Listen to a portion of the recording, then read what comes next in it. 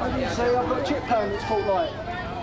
What I'm going to demonstrate to you today, now, is what not to do with a chip pan.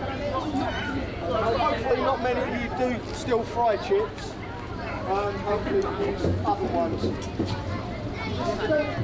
This accident normally happens, often happens, that time of day when people get home from the park, they've got a couple of drinks, they think they've turned into Jamie Oliver and they think they can cook. And they decide, I'm hungry, so I can cook something, I'll put a chip pan on, or whatever else they fancy frying. All I've got in that pan is about 2 inches of dirty cooking oil, ordinary cooking oil. Nothing fancy, no additives or anything, it's just old cooking oil. It's been left long enough for it to catch itself alight. All I've done is turn the gas off to it. In the event of that happening to you at home, that is all you should do if you feel that you can do it, is turn the power off to the cooker. Don't put any wet cloths over it, that used to be the old thing. Wet tea towel will do it, don't bother. No wet cloths and definitely no water added to it whatsoever. Just going to let it get a bit hotter, let it warm up, then we will show you what will happen.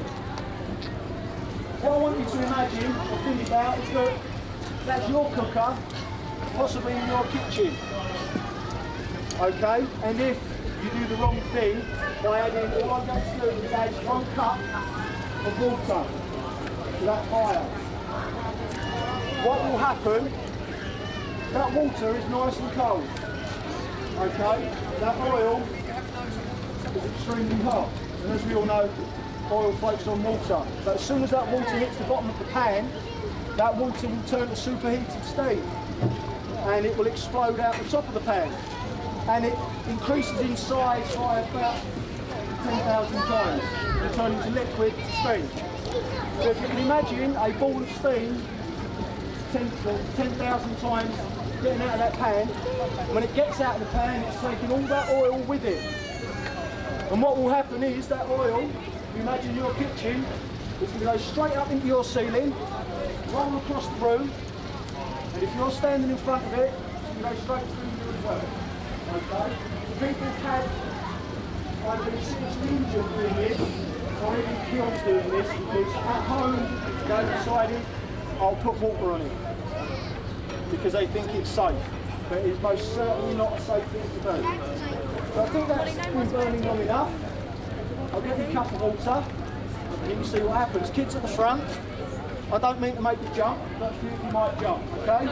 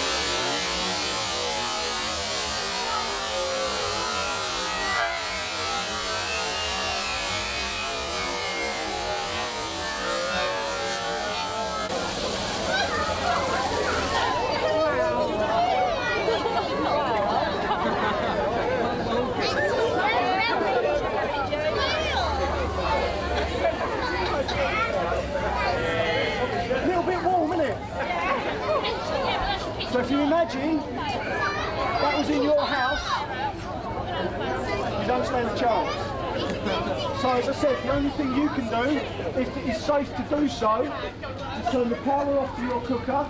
If you can't, don't worry. Get out, get your loved ones out, kids, parents, whoever, get them out, stay out and call us out, okay? It's our job to go in and put it out. I'm lucky I've actually put it out this time. Sometimes it doesn't go out, okay? But it's that fireball in your kitchen, so please do not cook when it's not appropriate to do so, and also don't overfill your pan. You don't want any more than half to 2/3 full. That has about 2 inches of cooking oil in it. Okay? Thank you very much.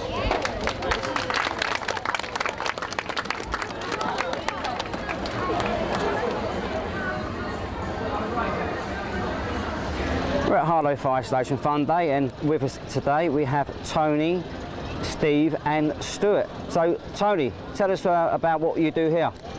Yes, good afternoon. Welcome to Harlow Fire Station, open day. My name's Station Officer Tony Galloway, takes the Green Watch Harlow. And we're here today, and fortunately, to engage with the members of the public for a number of events at the Harlow Fire Station.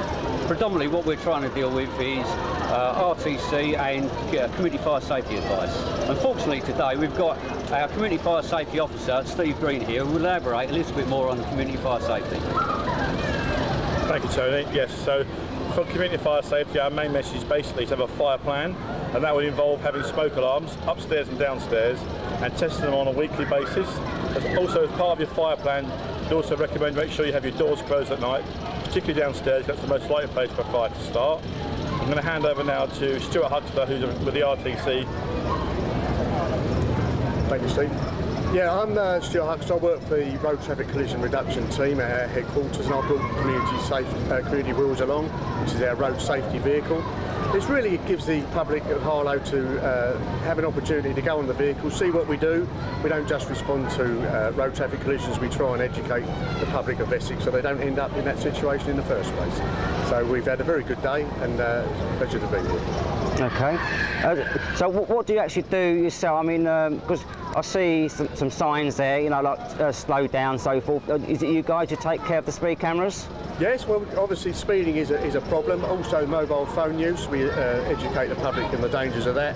We show them films, what could happen if they were to use a mobile phone and involved in a collision. We also encourage everyone to wear a seatbelt, even for the shortest journey. Especially this time of year in the summer, drink driving can be a problem. Yeah. More people get injured through drink driving in August than they do in December, which not a lot of people realise. Well, you're doing a fantastic job there. Thank you very much. I just want to go back to Stuart. Stuart, I just want to talk about the smoke alarms. Steve. Sorry, Steve. No, Stuart. No, Stuart. Stuart, Steve, sorry. Talk about the smoke alarms, because nowadays you guys just said it's like a concealed compartment with a battery with a shelf life, rather than sort of change the batteries. Is that going to make a lot of difference, you know, with the fires in the houses? The fantastic thing is smoke alarms these days have a sealed battery, like you say, which lasts for 10 years. So there's no chance of actually you taking the battery out to be used somewhere else and then having a fire, of course, and getting caught out. So the unit, as you rightly say, is completely sealed. You can't take the battery out. We recommend you check that on a weekly basis to make sure it's actually still working okay. And where can people buy these? People can buy these from all major hardware stores, and also from supermarkets these days as well. Usually you can buy them in blister packs where you get more than one. Yeah. As I said before, one every level is really what we're recommending. So are the stores now taking the battery ones off the shelves? I think basically it's just a continuation of technology moving on, and battery operating smoke alarms, once you can take the 9-volt battery out of, are no longer really used that much anymore. And technology now is to have a 10-year battery, which would last obviously for the full duration of the alarm. Yeah, because it's so easy. I mean, my next door neighbour is always burning his breakfast, so it's so easy to take the battery out and forget about it. Absolutely, you're totally right there. So these new ones, you know, we encourage people to go out and buy these new ones. Yeah. The other thing I also would say to people, well, when they're sighting them on the ceiling, not to put them too close to the kitchen. Yeah. So you're unlikely to get the false alarm from burning your bacon, your toast, or whatever it is. in the first place, because obviously that is a nuisance in itself, and it obviously breeds contempt the fact that then, oh, it's only someone's only burning the breakfast or whatever, or the dinner or whatever, and then people may not pay attention to the fact that it's going off in the first place. Exactly, yeah. They're so used to it going off, they're just going to ignore it. Yeah. And just going back to you, Tony, what kind of awareness, you know, do you bring to Harlow to have days like this, the open days? Well, fortunately, we've had over 1,000 people coming to the Harlow Fire Station Open Day, so we've managed to engage with a number of people throughout the community.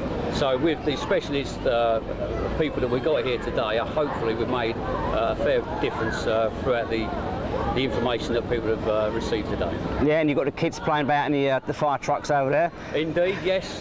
We've had plenty of children working their way through the fire engines. Yeah. So we've been looking after those today.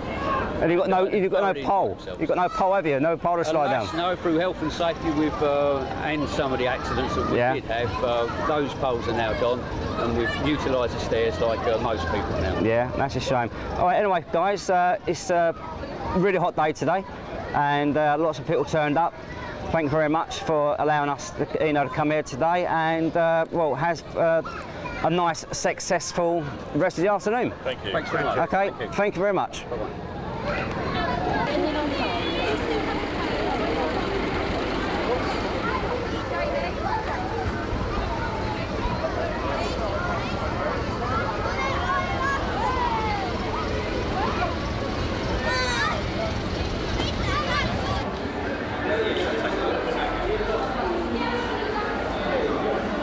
Astronauts be champions.